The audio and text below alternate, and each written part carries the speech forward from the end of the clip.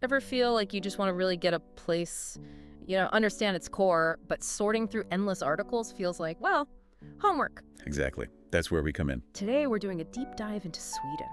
We've gathered some fascinating stuff, cultural bits from the boar, a report on energy from waste, business insights, hiking trail info. Some cool facts, and even an academic paper from Gothenburg Uni on cross-border online shopping, a real mix. Yeah, a diverse set. So our mission today is basically to pull out the most vital, maybe even the most surprising insights about Sweden from all this material. We want to look at everything, really. Daily life, their values, environmental stuff, how they fit into the digital world, go beyond the surface level. Okay, let's jump right in then. What immediately jumps out, I think, is this huge focus on work-life balance in Sweden. It's not just lip service there, is it? No, not at all. The Bohr article nails this. It mentions Swedes really value keeping work and personal life separate. And you see it in practice, long holidays, really generous parental leave. One source mentioned up to 480 days. That's substantial. Wow, 480 days. And it seems to filter down into the everyday flexibility, too, like the boar mentioning seeing parents out with kids during what we might think of as normal work hours. Right. It suggests it's just, well, accepted, part of the culture.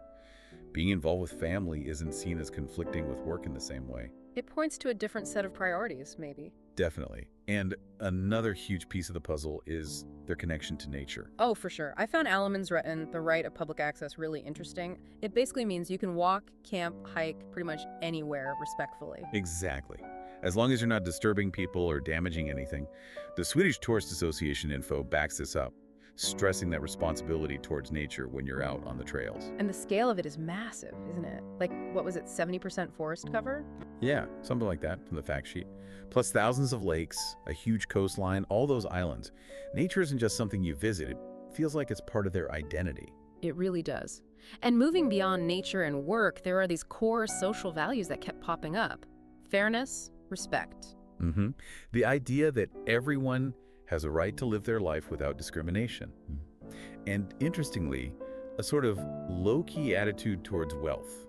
Not much flashy showing off. Which kind of ties into their famous social welfare system, right? Yeah. Our sources called it one of the best globally. Yeah, it's incredible comprehensive, free education right through university, healthcare that's almost free at the point of use, good unemployment benefits, and that amazing parental leave we mentioned. It's funded mainly by taxes, run by the public sector. That's the model, a collective investment in everyone's baseline security and opportunity. Okay, let's lighten things up slightly. Fika. We have to talk about Fika. It's not just coffee, is it? No, it's much more ingrained. Our fact source described it perfectly. It's a coffee break, yes, but it's fundamentally social. A time to pause, chat, connect with colleagues, friends, family. A proper ritual. I like it. It's a key part of the rhythm of the day for many Swedes. Speaking of rhythm, the general daily routine seems quite, structured, but also focused on personal time. Early starts, healthy breakfast, efficient commutes. Right, using that excellent public transport we heard about. And the work week isn't excessive, typically 35, 40 hours. Leaves evenings and weekends, and those long summer days, free. Okay, now shifting gears a bit to something Sweden is really known for, sustainability. The boar called them a leader. And you hear about households sorting waste into like 5 or 6 different bins. Yeah, that's very common. Paper, plastic, metal, glass, organic waste, general waste. It's just what you do. And this links directly to their approach to waste management, particularly energy from waste. Ah, yes, the NEPP2 report. This was fascinating. They incinerate a huge amount of their municipal waste, right? Millions of tons. That's correct. A very significant percentage of household waste ends up being incinerated each year. But it's not just getting rid of it. It's used for energy. Exactly. Primarily for district heating, which is common there, but also generating electricity. A big slice of their district heat actually comes from burning this waste. And they even import waste. That surprised me. It does sound counterintuitive, but yeah, they bring it in from places like the UK, Norway, Ireland. The economics work out because they have the infrastructure. Taxes on fossil fuels make waste competitive, and they actually get paid a gate fee to take it. So it becomes a fuel source, basically. Pretty much. Often a cheaper fuel source than, say, biofuels, especially for those established district heating networks. But isn't there a push from the EU and within Sweden towards more recycling, the whole circular economy idea? Absolutely. That's the tension. The EU's circular economy package and Sweden's own waste plan definitely prioritize reducing waste overall, reusing things, and then recycling as much as possible. Incineration, even with energy recovery, is lower down the hierarchy than recycling. Landfilling is the least preferred. So they're kind of doing both, maximizing energy from the waste they do have while also trying to increase recycling rates. That seems to be the strategy. And there's ongoing research mentioned in the report, programs like our eSource, looking into better ways to use resources, deal with incineration byproducts like ash, and find new waste-to-energy methods. It's complex, balancing energy needs, waste disposal, and environmental goals. It really is. And it's not just these big industrial processes. Like you said, the everyday stuff counts too: widespread use of public transport, lots of cycling, eco-friendly choices being quite mainstream. That reliable public transport network, buses, trams, trains, ferries, makes it easier to leave the car at home, I suppose. Definitely a factor. Yeah. Okay, let's pivot slightly. Something else Sweden excels at: innovation and technology. Right, the Scandicorp Insights highlighted this. A strong tradition of innovation backed by good education and R&D investment. And it shows. Stockholm being called the Silicon Valley of Europe. It's not just hype. Think Spotify, Ericsson, Klarna, loads of successful startups. It is remarkable for a country of its size, such a global impact in tech. Yeah, there's a real culture of encouraging new ideas and tackling big problems. And this tech savviness naturally leads us into the online world, specifically e-commerce.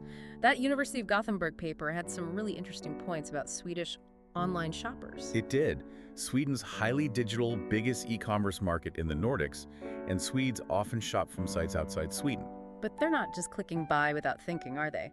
The paper mentioned real ethical concerns, especially about big platforms like Amazon or Temu. Exactly. Concerns about labor conditions, environmental impact, corporate responsibility. They seem quite aware of potential downsides. And this idea of greenwashing, that they're wise to it. Apparently so. The research suggests they scrutinize those environmental claims. Deceptive marketing can really backfire and damage trust. So trust is key. More so than maybe where the company is based. Like, Chinese versus American versus Swedish ownership isn't the main thing. It seems platform integrity and the seller's reputation matter more.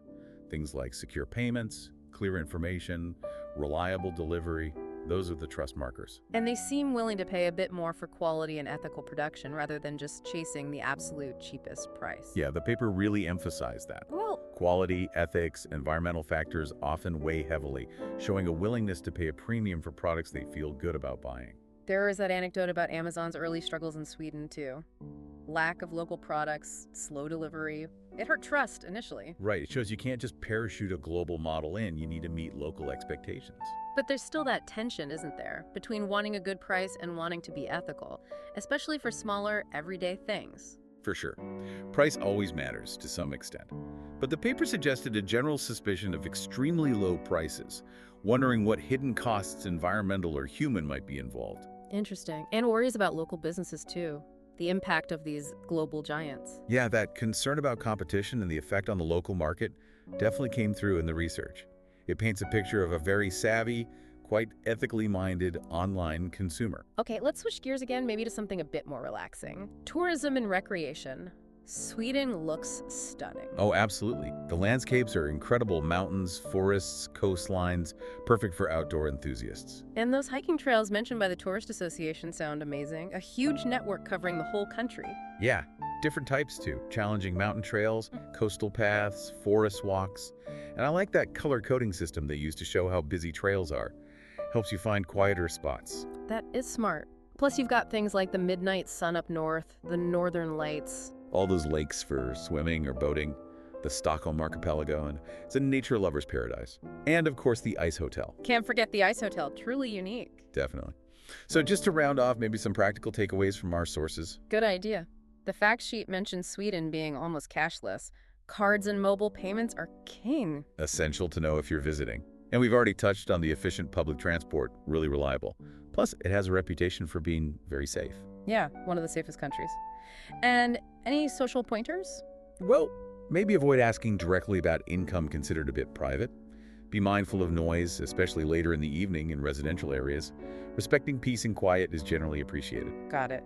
So wrapping up this deep dive, what really stands out is this blend, isn't it? The way their values, their environmental focus, their innovation, and even their shopping habits seem interconnected. I agree. It feels like a society that's very modern, very globally connected, but still deeply rooted in its connection to nature and prioritizing quality of life and well-being. It certainly gives you food for thought. How does that Swedish model, that focus on balance, sustainability, social responsibility, how might those principles offer lessons for all of us navigating today's world? That's the question, isn't it? What Okay. could we learn? Definitely something to ponder.